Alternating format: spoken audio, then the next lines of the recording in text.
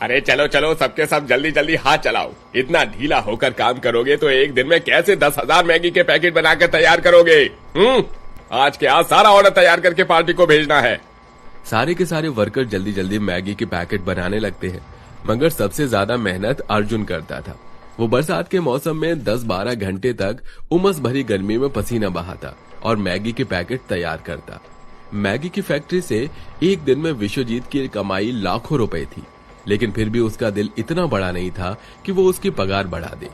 अर्जुन पढ़ा लिखा नहीं था, इसलिए वो उसी जगह में काम करता था। उसी में से वो अपनी बीवी और बच्चियों का पेट पालता था। सेठ जी, मैंने अपना काम खत्म कर दिया है। अच्छा, चल तू जा फिर। मगर सेठ जी, मैंने सुबह आपसे कुछ कहा था, थोड़े पैसों की जरूरत है, घर में राशन पानी भरवाना है। अरे भाई, आज तो मेरे पास कैश नहीं है, तो मैं कल देता हूं तुझे। अभी तू जा, है ना? जा। मगर सेठ, घर में मेरी बीवी बच्चियां मेरा इंतजार कर रही होंगी। पूरे नहीं तो 100-200 रुपए दे दो, थोड़ा बहुत राशन पानी लेकर चला जाऊंगा, वरना मेरा परिवार क्या खाएगा, क्या पिएगा आज। ऐसा कर, तू ये 1-2 मैगी का पैकेट ले जा, बनाकर खा लेना। विश्वजीत कंजूसी से 2 मैगी के पैकेट थमाकर भेज देता है। तभी आधे रास्ते पहुंचते ही बरसात चालू हो जाती है। बाप रे बाप, कितनी जोर की बरसात पड़ रही है, रोम रोम कांप रहा है मेरा।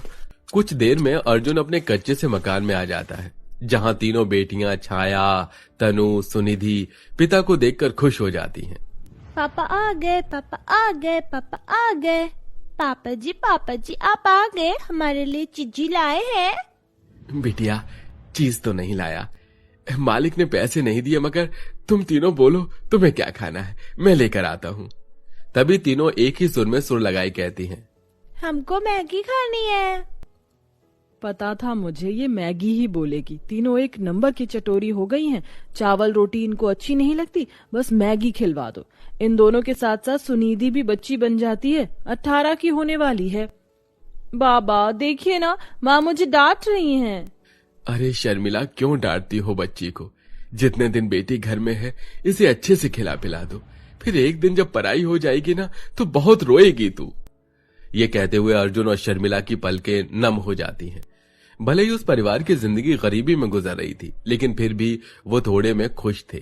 शर्मिला अपनी तीनों बेटियों को तीखी मैगी बनाकर खिलाती है, जो कि उन्हें काफी ज्यादा पसंद थी। पर उस हंसते खेलते परिवार को बुरे वक्त की नजर लग जाती है। अगले दिन जब अर्जुन रोजाना की तरह फैक्ट्री में आता है तो अपने मालिक को बात करते सुनता है। जी बिल्कुल, देखिए आप चिंता मत कीजिए, किसी को कानो कान खबर नहीं होगी कि हम ओरिजिनल नहीं बल्कि प्लास्टिक वाली मैगी बनाकर बेच रहे हैं।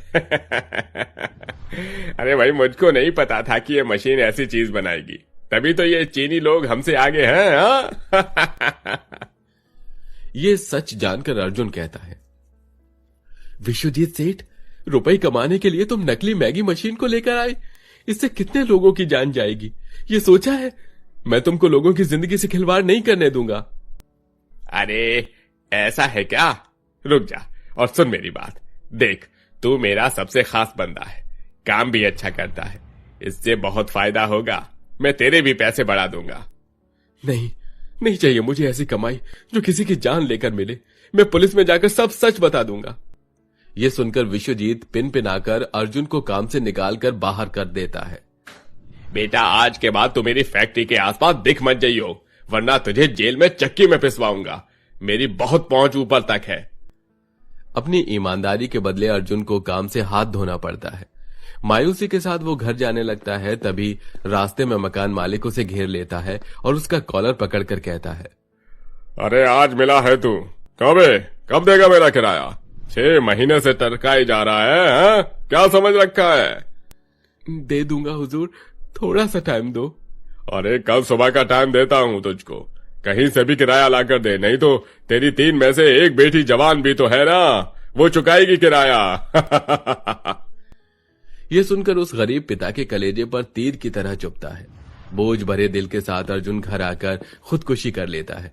सुबह उन गरीब माँ बेटी के घर में मातम का माहौल छा जाता है।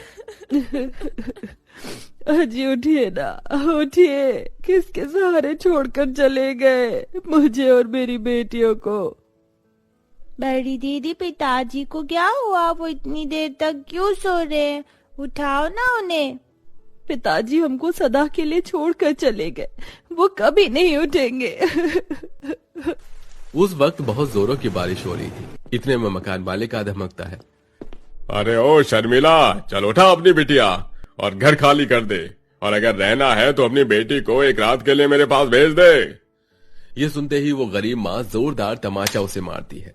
तो जैसी नीच मैंने आज तक नहीं देखी। चलो बच्चों। दुखों में गरीब शर्मिला अपनी तीनों बेटियों को लेकर बारिश में भटकने लग जाती है। आचू, आचू। माँ, मुझे तेज की ठंड लग रही है। बारिश बहुत तेज है, कहाँ जाऊं? भगवान जी, कोई तो रास्ता दिखाइए।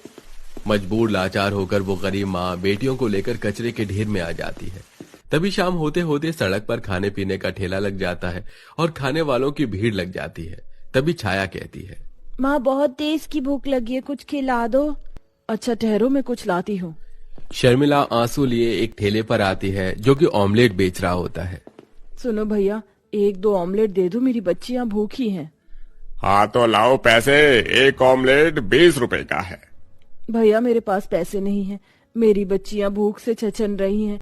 इस बारिश ने मुझसे मेरा घर बार सुहाग सब छीन लिया। मुझे अच्छा, रो नहीं बहन, ये लो, ले जाओ। ज्यादा नहीं दे पाऊंगा, मैं खुद गरीब आदमी हूँ।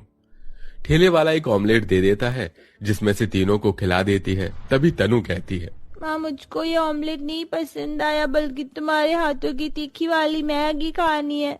तुम तो कितनी टेस्टी मैगी बनाती हो। कहीं न कहीं उस गरीब माँ की मासूम सी बेटी उसे कमाने का रास्ता दिखा देती है।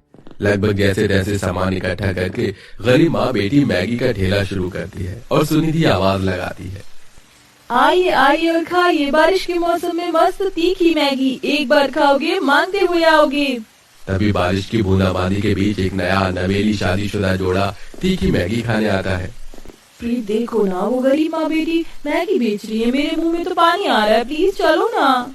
अच्छा चलते हैं ईशानी। 2 प्लेट तीखी मैगी की प्लेट लगा दो और मिर्च ज्यादा डालना। वो क्या है ना, मैं मैगी लवर हूँ। जी बस अभी बना कर देती हूँ। ये लीजिए गर्मा गर्म तीखी मैगी।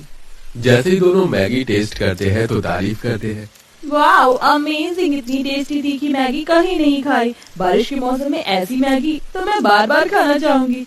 अब तो मैं ऑल टाइम यहीं आऊंगी। जी आप दोनों का हमेशा स्वागत है। धीरे धीरे उनके ग्राहक बढ़ने लगते हैं, लेकिन हर दिन बारिश का मौसम उस गरीब माँ बेटियों की मुश्किलें बढ़ाता है और कभी कभी तो उनका सामान बारिश में भीग भी जाया करता था। ये बरसात का मौसम तो हर बार हमारा धंधा पानी चौपट कर देती है। ऊपर से इतनी सी जगह में ज्यादा ग्राहक खड़े होकर मैगी खा भी नहीं पाते। हमें कुछ व्यवस्था करनी होगी। दीदी, वो देखो, उन अंकल ने कितनी टिकाऊ चाय की टपरी बनाई है। लोग वहाँ बैठकर कितनी आसानी से चाय पीते हैं।